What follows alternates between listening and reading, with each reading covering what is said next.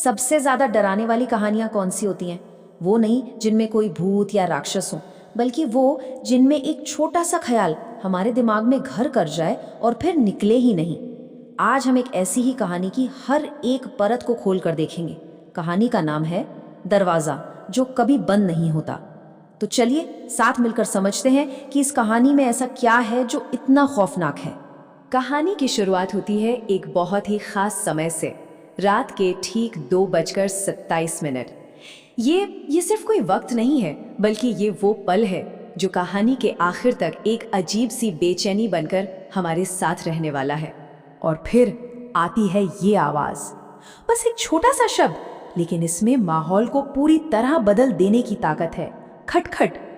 सोचिए, आधी रात को जब कोई अकेला हो तो ये आवाज डर की पहली दस्तक की तरह होती है। तो कहानी के पहले हिस्से में आपका स्वागत है, जिसका नाम है रात का मेहमान। यहीं से डर की बुनियाद रखी जाती है, एक बहुत ही क्लासिक डरावने माहौल के साथ। तो मिलिए हमारे मेन कैरेक्टर राहुल से। सीन कुछ ऐसा है, राहुल एक फ्लैट की तीसरी मंजिल पर है और एकदम अकेला। और बाहर जोरों की बारिश हो रही है, बिजली कड़क रही है, मतलब बाहर की दुनिया से उसका कनेक्शन पूरी तरह कट चुका है। और ठीक इसी माहौल में दरवाजे पर एक धीमी सी लेकिन लगातार होने वाली दस्तक सुनाई देती है। कोई भी इस सिचुएशन में होगा तो कैसा महसूस करेगा? एकदम बेबस। और मामला सिर्फ खराब मौसम का नहीं है, राहुल की टेक्नोलॉजी भी उसका साथ छोड़ चुकी है। उसके फोन में कोई नेटवर्क नहीं है और बैटरी भी सिर्फ 11% बची है। अब आज के ज़माने में तो फ़ोन के बिना हम दुनिया से लगभग कटे हुए महसूस करते हैं, है ना? ये छोटी सी डिटेल राहुल के अकेलेपन को और भी ज़्यादा गहरा बना देती है। तो राहुल किसी तरह हिम्मत जुटाकर दरवाजे के पीप होल से बाहर झांकता है और वहां कोई नहीं होता। गलियारा एकदम खाली। ये कहानी का पहला बड़ा ट्विस्ट है। आवाज़ तो बिल्कुल साफ थी, लेकिन उसका कोई सोर्स नहीं दिख रहा। अब हमारा दिमाग सोचने पर मजबूर हो जाता है और डर यहीं से अपनी पकड़ बनाना शुरू कर देता है। चलिए अब कहानी के दूसरे हिस्से में चलते हैं, जिसका नाम है बढ़ता हुआ डर। यहाँ पर जो खतरा है वो सिर्फ एक दस्तक नहीं रहेगा, बल्कि कुछ ज्यादा ही पर्सनल और खौफनाक होने वाला है। जरा इस बात पर गौर कीजिए कि आवाज कैसे बदलती है। पहली दस्तक धीमी और रेगुलर थी, मतलब जैसे कोई इंसान हाथ से दरवाजा खटखटा रहा हो। लेकिन जो दूसरी आवाज है वो नाखूनों से खुरचने जैसी है। ये किसी इंसान की आवाज नहीं लगती, ये ज्यादा वहशी है, ज्यादा आक्रामक। कहानीकार हमें यहीं पर इशारा दे रहा है कि दरवाजे के उस पार जो भी है वो नॉर्मल नहीं। लेकिन एक मिनट, अगर दरवाजे के बाहर कोई है ही नहीं तो फिर ये खुरचने की आवाज अब आ कहां से रही है? बस यही सवाल कहानी को एक बहुत ही भयानक मोड़ देने वाला है। और ये रहा उसका जवाब। आवाज अब मेन दरवाजे से नहीं, बल्कि राहुल के बेडरूम के दरवाजे से आ रही है। ये तो नामुमकिन है। इसका मतलब खतरा बाहर नहीं, बल्कि घर के अंदर ही है, और वो भी उस दरवाजे के पीछे जिसके बारे में राहुल को अच्छे से पता है कि उसने उसे बंद किया था। यहाँ आकर कहानी के सारे लॉजिक खत्म हो जाते हैं। और अब हम पहुंचते हैं कहानी के क्लाइमैक्स पर, आईने में परछाई। यहाँ आखिरकार राहुल का सामना उस चीज से होता है जो ये सब कर रही थी। जिस चीज से राहुल का सामना होता है उससे डोपलगैंगर कहते हैं, मतलब किसी जिंदा इंसान का ही एक अलौकिक हमशक्ल। कहानी में यह हमशक्ल राहुल का ही एक भीगा हुआ बहुत ही डरावना रूप है।